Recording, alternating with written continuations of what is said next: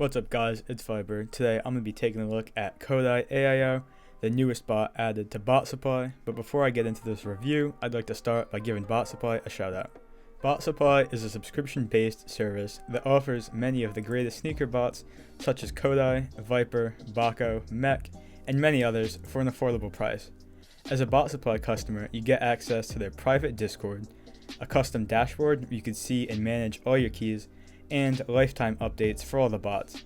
So make sure you check out their website at botsupply.io or check them out on Twitter at botsupply_. Now let's get into the review. Okay, so here we have the Kodai Dashboard, which is what you see when you first open Kodai. So here you have a button to check for updates. This will just let you know if you're on the latest version or not. And if you're not, like I said, Bot Supply offers lifetime updates, so you should be able to find the latest version in their Discord server. You also have a link to the Kodai homepage, a guide, and the Twitter page. And then if you want to get back to the dashboard, you could just click right here. So first, I'm going to take a look at releases. Kodai supports Adidas, foot sites, Shopify, Supreme, and Yeezy Supply. So a wide variety of sites that you should be interested in. But first, I'm going to take a look at Adidas. So here we have Adidas. At the top, you have the name of this group. If you want to edit it, you could click this here, and you could modify the release. You could change its name, change the store, or make a copy. And you could also set the capture priority. And this is just what captures will be solved first, so whatever has the highest priority.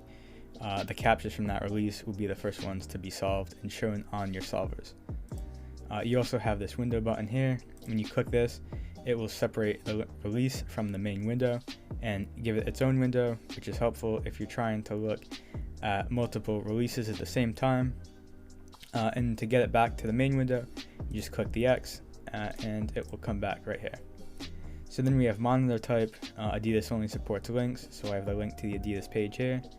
Then you have your proxies, which I don't have any at the moment. And there's also a monitor delay, which you can change for some sites like foot sites, but not for Adidas.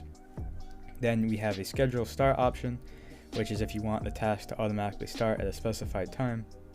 You have the product SKU, and you have an account email for if you're using a catch-all. And then for advanced settings, you could choose the CAPTCHA solving method.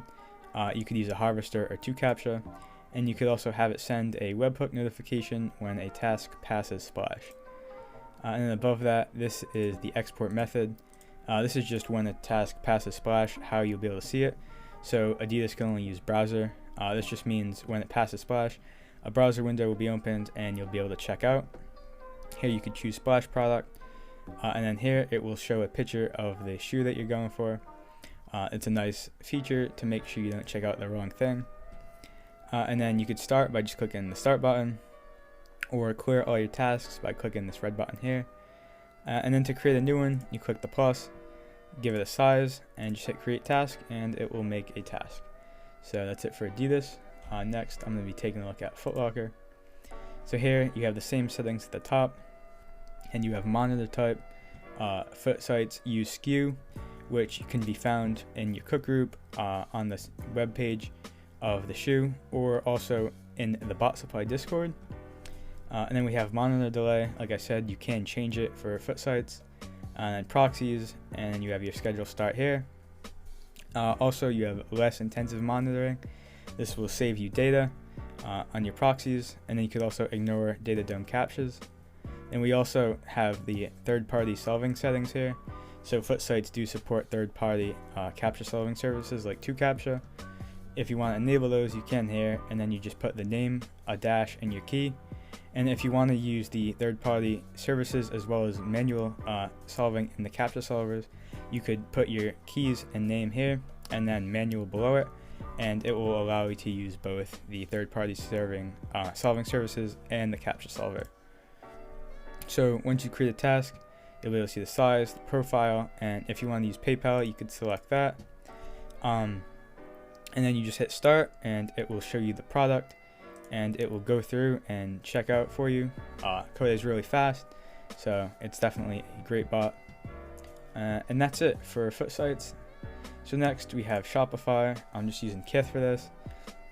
So for Shopify, you could use a link, keywords, or a variant. So for variants, you'll get this button, configure variants, and you'll be able to put the size and the variant here. And if you have mass variants, you could put those here as well. For variants, you're going to want to use higher delays than normal. But for keywords or links, you could just have the normal delay here. So for link, I just have a Kith product here. And then we have the schedule start option, as well as a password option if the store has a password. And you also have force capture, new product only if you only want to check out newly added products. And then a more intense keyword monitoring, which will just check for the keywords more often. And you do need to be on keyword mode opposed to link mode for these settings. And then once you actually make a task, which you do by clicking this, you'll be able to choose the different modes. So there's a couple different safe modes. There's a bypass mode, swift shipping, another bypass. This is an experimental features mode. And you also have export. And what export does is if you get past the queue, it will send a checkout link to a Discord webhook that you specify in settings. So that's it. And another important part of Kodai is if you make changes, you gotta make sure you hit the save change button here. And again, you start, it'll go through, show you the product, and check out. So that's really it for Shopify. Next, we have Supreme. Here you have keywords. Supreme only supports keywords, so you could see good keywords and bad, which is just like positive and negative keywords. So I have dunk low because I'm going to be using dunks as a test product. And in Kodai, you don't need any pluses or commas or anything like that. You just use the word and a space, and you just make sure you put it in the right section. And we have delay, proxies, scheduled start, and then you have the category here. Also, you have auto retry on fail, which it will just retry the checkout if it doesn't work the first time. Once you make your task with the plus, you have the size, test profile, and you have the safe mode. When it's none, it won't use safe mode. And you have safe, which is the least likely to get detected by bot protection, and hybrid, which is going to be in between the two. You also have a CAPTCHA bypass, which does not work at the moment in US, so I would stay away from that. And you also have the color, and that's it for Supreme. So when you start, it will go through, show you the product, and it will go to restock mode when it's out of stock. This button here will restart any stop tasks, and this will allow you to export any successful ones. So that's it for Supreme.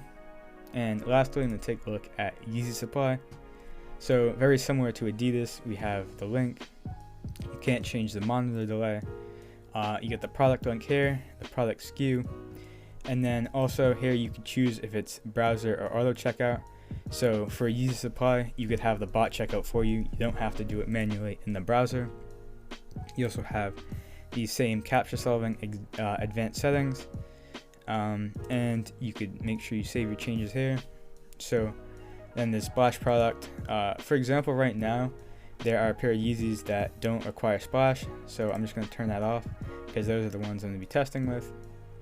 And then you just hit start and it will go through. Let me see. Actually, I guess you do need the splash to be enabled, but here you can see it will pick them up and then go through and try to check out. You will need CAPTCHA though for some sites. So to get back to the other options, you just click the back, and then here you have your choices.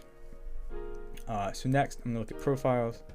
I did make a test profile. If you want to create a new one, you click this plus, you could give it a name, hit continue, and then just choose your country, hit continue again, and it'll just bring you to like the default information for making a profile. If you're using the same delivery and billing, you can just click this here, and when you're done you just hit save, and that's all for creating a profile. There are profile groups, which is nice. If you want to add a profile to a group, you click this here, and you could assign it to the group. You just give the group a name and hit assign.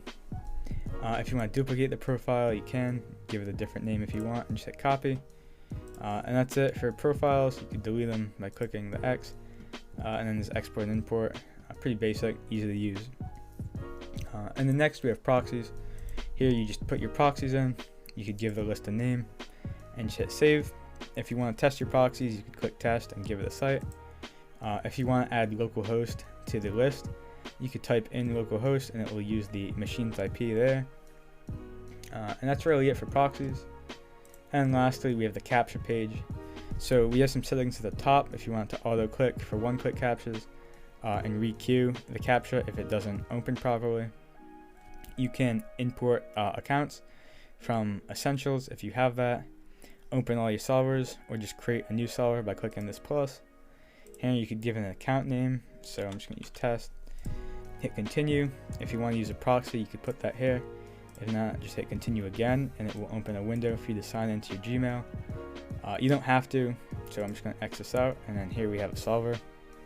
If you want to set a default solver, you can right here. And then here, if you want to open it, you click this button, choose the site, and you can open the solver and it will open it up for you. And you just have a new solver window here. If you want to go back to YouTube to sign in, you can click this YouTube button, and if you want to test the solver, you click this green button here. That's it for captchas. And then we have settings at the very bottom.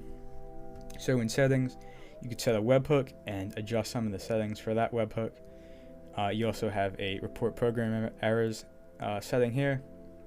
And then we have some store specific settings. For Shopify, you can avoid in-store shipping option. This is where you'd put the exports. So if you want to have that be a specific webhook, you could put that here and choose this. And then we also have the shipping manager. So this is where you put your shipping rates. You could put a product link, variant, or rate here, and then choose your store and profile, and it will save the shipping rate. And then we have PayPal over here. If you want to use PayPal options with the profiles, you just select this, and you could pre-log into your PayPal accounts down here. And then that's it. You just want to save your changes, and you're good to go. So thanks for watching, and make sure to check out Bot Supply, where you can get access to Kodai, as well as many other great bots at botsupply.io or on their Twitter at botsupply_.